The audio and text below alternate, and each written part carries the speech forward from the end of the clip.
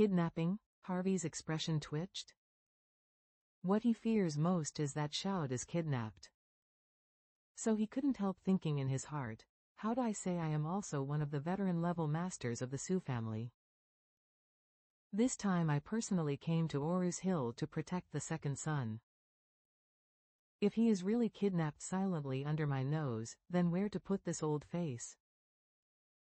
How can I explain to the master when I go back? Immediately, he thought of Steve, who lives next door to Shoud, as if grabbing a life-saving straw, and blurted out, "Will the boss chat with that American next door?" The assistant, like him, was waiting for a miracle to happen. Seeing that the Master Sioux was nowhere to be found in presidential suit, he was panicked to death.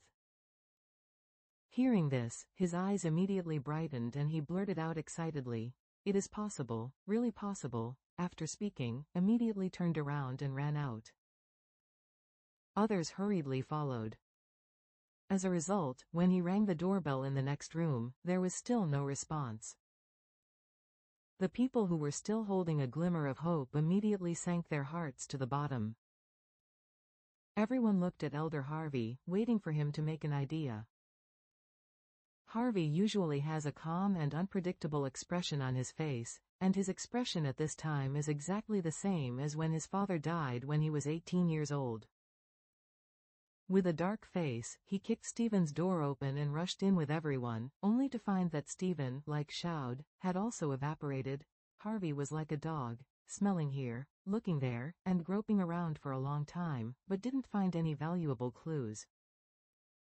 He was so panicked that at the end of the touch, his hands trembled uncontrollably.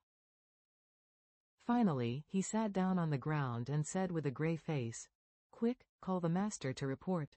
A few minutes ago, Changfeng Su just lay down." Originally, what happened in Oru's Hill made him sleepless.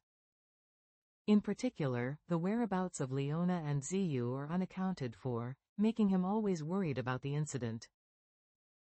Moreover, he was indeed a little worried about his eldest granddaughter Ziyu. After all, she was apple of his eyes since childhood, and he really loved her very much.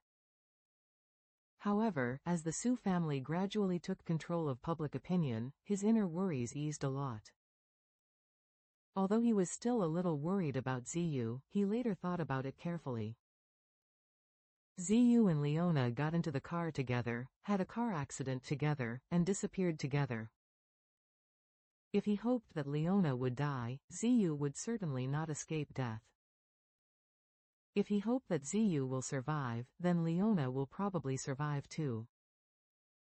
Therefore, he later turned his mind back and thought to himself, the most worry-free result is that the two should die together. Otherwise, if only Ziyu is alive, then based on her character, she will definitely do everything possible. Investigate the whole thing, and maybe they will turn against me at that time, so I just hope they die, so I don't have to worry myself. He was somewhat relieved to understand this level. Now just wait for Shoud to feed back the message confirming the death of their wives as soon as possible. At this moment, the butler knocked on the door to announce, "Master, the Du family is here." The Du family? Changfeng Su was a big head and asked, "Why are they here?" The butler hurriedly said, "Elijah, old man, brought Renal, the eldest of the Du family, with him." Elder Su couldn't help rubbing his temples, and sighed inwardly, "What the f***ck? What did the Du family come to see me for? Didn't they come to me and ask the teacher? Shouldn't it? Oru's Hill is not my site, and there is no evidence to prove it that Leona was killed by me. Did they ask me about it? However, the Du's family is still my in-laws after all, and they also have a deep relationship at the top level. They can't clearly be offended, so I can only deal with it." Thinking of this, Elder Su said to the butler, "You arrange for them to sit in the living room for a while, and I will come there." "Okay, Lord." A few minutes later, Mr. Su stepped into the living room. As soon as he arrived in the living room, he saw the Du family's father and son standing in the middle of the living room with an angry face. He immediately pretended to have a pained expression, greeted him, and sobbed, "Father-in-law, what is going on with Leona and Ziyu? Do you have any information?" Elijah said coldly. Changfeng, I still want to ask you. Does the matter between Leona and Ziyu have anything to do with you? You'd better tell me the truth, otherwise, Elijah and you are at odds.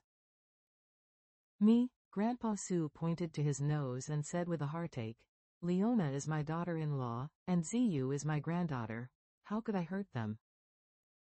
After speaking, he immediately added, You tell me, I have sent Shoud to Oruz Hill to investigate and rescue. Even if I try my best, I must try my best to keep them safe. Although Elijah had some doubts about Father Su, there was no evidence after all. And one thing that puzzles him a little is that he knows that Grandpa Su loves Ziyu, his granddaughter, very much. If Leona had an accident, they would think 80% of the work was done by Grandpa Su or Zin, who is far away in Australia. However, because Ziyu also followed suit, they both felt that the two men would not murder their granddaughter or their daughter. Therefore, Elijah, who is not sure about the situation for the time being, asked coldly, Did Shoud go to Oruz Hill to investigate? Any results? This, Mr. Su said with a sad expression.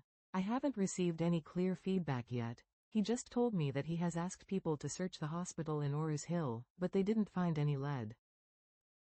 With that said, Old Man Su hurriedly said, Don't worry, father-in-law, I will call now and ask Shoud if there is any update. Elijah nodded and said, Okay, then you can ask him. As he was talking, the butler's cell phone rang suddenly, and he hurried to the corner to connect, and then ran over to report. Master, it's Mr. Harvey's call. He's saying that there is something important to report to you. Oh? Elder Su said hurriedly, Give me the phone. The housekeeper hurriedly handed him the phone number. After the old man Su connected, he immediately asked, Mr. Harvey, have you found any important clues in Oruz Hill? Harvey said with a trembling voice. Old master, yes, I'm sorry. Sorry for what? Elder Su noticed something wrong, frowned and asked, What is the important thing? Hurry up. Harvey choked and said, Second young master. Second young master. Old man Su was mad and blurted out, Don't talk nonsense when you talk to me. What happened to Shoud? Hurry up. Harvey sighed heavily. Master, second young master, he is missing. Suddenly, the whole person was excited, and he blurted out, Missing? What the hell are you talking about? A living person, under your nose, disappeared right after arriving in Oruz Hill?